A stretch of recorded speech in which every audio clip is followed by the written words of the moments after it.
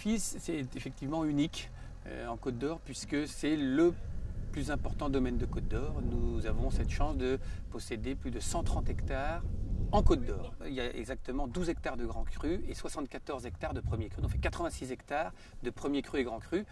Ce qui constitue, vous savez, dans la pyramide des appellations, les premiers crus et les grands crus, c'est vraiment à peine 10% de la production bourguignonne. Les terroirs ont été définis depuis plusieurs générations, près de 1500 ans.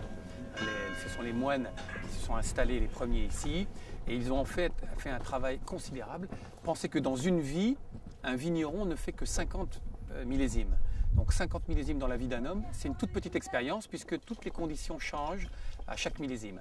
Et c'est parce que les moines savaient écrire qu'ils ont pu transférer leur savoir-faire aux générations suivantes. Et petit à petit, ce qu'ils ont découvert est unique, c'est que sur une bande de terre qui fait à peine 40 km de long et 800 mètres à 1 km de large, il y a une mosaïque de terroirs qui permettent de faire avec deux cépages, le pinot noir et le chardonnay, des vins très très différents d'une parcelle à une autre. Donc là, vous avez, en termes de logistique, une chose qui nous tient énormément à cœur, c'est de réduire au maximum le temps entre le moment où l'on coupe les raisins et le moment où l'on met les raisins dans la cuve.